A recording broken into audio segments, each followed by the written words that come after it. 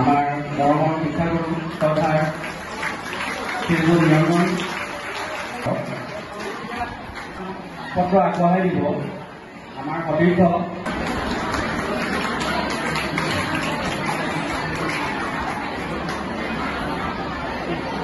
ইয়াৰ পিছতে আমাৰ সন্মানীয় শিক্ষাগুৰু তথা সম্বৰ্ধনা জনাব শিৱমোহন বাইদেউ শিৱমোহন বাইদেউ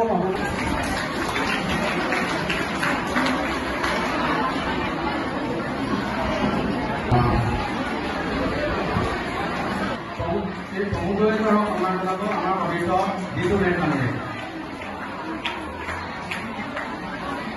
আমি আমাৰ ফালৰ পৰা আমি আমাৰ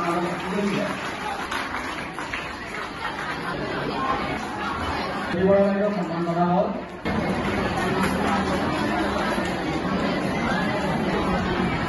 ইয়াৰ পিছতে আমি আগবাঢ়িব বিচাৰিছোঁ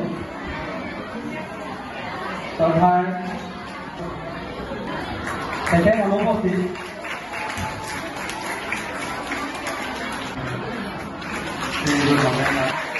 সতীৰ্থ ইয়াসিন খান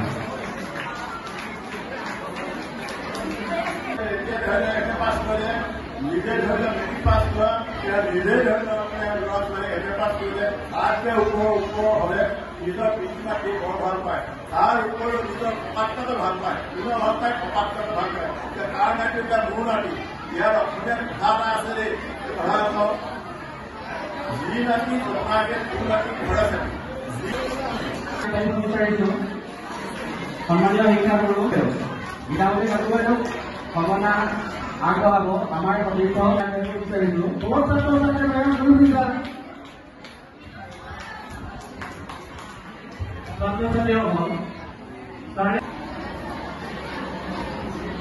অনুগ্ৰহত আমি আজি এই মঞ্চত আমাক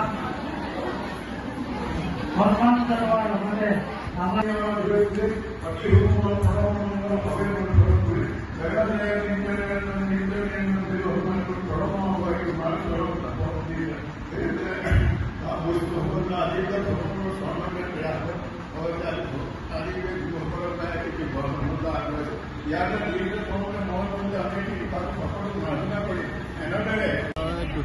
তিনি বৰ্ষৰ প্ৰাক্তন ছাত্ৰই আমি আমাৰ যিসকল শিক্ষাগুৰু আছিল বা বৰ্তমানৰ যিসকল শিক্ষক তেওঁলোকক সন্মান জনোৱাৰ উদ্দেশ্যেৰে শিক্ষক শিষ্যৰ গুৰু শিষ্যৰ মিলন শিক্ষক এটা আমি অনুষ্ঠান আজি অনুষ্ঠিত কৰিলোঁ। এই অনুষ্ঠানৰ মূল উদ্দেশ্য তেওঁলোকক আমি যথোচিত সন্মান জনোৱা, কৃতজ্ঞতা জনোৱা আৰু লগতে 20 বছৰৰ পাছত আমি আমাৰ যিসকল সহপাঠী আছিল তেওঁলোকক লগত একগোট হৈ এই বিদ্যালয়ত পাৰ কৰা সময়বিলাক এই বিদ্যালয়ত দিয়া আমাৰ জ্ঞানসমূহ পুনৰবাৰ ৰোমন্থন কৰাৰ কাৰণে আমি এটা অনুষ্ঠান আজি অনুষ্ঠিত কৰিলোঁ। খুব ভাল লাগিল আৰু আটাইতকৈ গুৰুত্বপূৰ্ণ পাত্ৰ হৈছে যে কঠোৰ অনুশাসনৰ মাজেদি আমাক ছাত্ৰ ছাত্ৰীসকলক জ্ঞান দিছিল। সেইসকল শিক্ষকৰ পৰা আমি পুনৰবাৰ তেওঁৰ আমি কোব খালোঁ, সেইটো চবচে ভাল লগা ঘটনা এটা। আৰু দ্বিতীয়তে আমাক শিক্ষকসকলক আমি কৈছোঁ যে কেতিয়াও আমি শিক্ষকৰ প্ৰাক্তন হৈ নাযায় বা ছাত্ৰৰ প্ৰাক্তন হৈ নাযায়। মৰা মুহূৰ্তলৈকে শিক্ষক সদায় আমাৰ শিক্ষক হৈ থাকিব, ছাত্ৰ আমি তেওঁলোকৰ ছাত্ৰ হৈ থাকিম। জীৱন বাটত তেওঁলোকে সদায় পথ প্ৰদৰ্শক হিচাপে থাকিবলৈ আমি অনুৰোধ জনাই আজি অনুষ্ঠানটো আমি সামৰণি মাৰিছোঁ।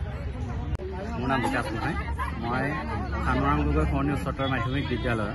2003-04 বৰ্ষৰ ছাত্ৰ আছিলোঁ। আমি সেই সময়ত মেট্ৰিক পাছ কৰি ওলাই গৈছিলোঁ এই বিদ্যালয়ৰ পৰা। গতিকে আমাৰ মাজৰে সতীৰ্থ মন্দিৰা বুঢ়াগোহাঁয়ে এদিন এটা সপোন দেখিছিলে যে আমাৰ বিদ্যালয়ত আমি লগ হওঁ আৰু সেই উদ্দেশ্যেৰে আমি সেই সপোনটো আজি পম খেদি আজি এই দিনটোত আজি 2025 চনৰ 4 ছেপ্টেম্বৰ দিনা আমি এই অনুষ্ঠানটো আজি কৰিলোঁ। এই অনুষ্ঠানটো আমি কৰাৰ উদ্দেশ্য এটাই আছিলে যে আমাৰ এই বিদ্যালয়ত তেনেকুৱা এটা অনুষ্ঠান বিশেষকৈ হোৱা নাই। গতিকে আমি এই উদ্যোগ এটা লৈছিলোঁ যাতে নতুন প্ৰজন্মই আমাৰ বিদ্যালয়ৰ পৰা ওলাই যোৱা নতুন প্ৰজন্মই যাতে এই বিষয় লৈ আৰু যাতে তেওঁলোকে আমাতকৈ আৰু উন্নতভাৱে কিবা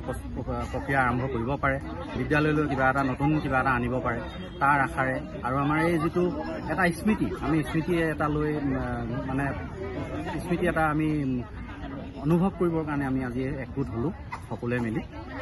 আহি এটা মানে আমি সেই ল'ৰালি দিনৰ যেতিয়া আমি স্কুলত পঢ়িছিলোঁ, ছাৰৰ মাৰ খাইছিলোঁ, আজি সেইখিনি গোটেইখিনি আমি আজি স্মৃতি আমি আজি ইয়াত অনুভৱ কৰি আমি আনন্দ উপভোগ কৰিছোঁ আৰু সকলোৱে লগ হৈ এটা ধুনীয়া এটা পৰিৱেশ ব্যস্ততা আজি সকলো সময়তে আজি এতিয়া চব ব্যস্ততাৰ মাজতে আহি আজি সকলোৱে সময় দিছে আৰু সকলোৱে ব্যস্ত নিজৰ এটা জেগাত এই বিদ্যালয়ৰ পৰা গৈয়ে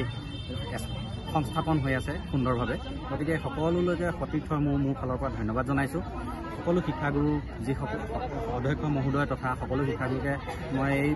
যোগেদিয়েই মই তেখেতলোকক কৃতজ্ঞতা জনাইছোঁ যাতে তেওঁলোকৰ এই অনুমোদনত আমি আজি এই অনুষ্ঠানটো সফলভাৱে সমাপ্ত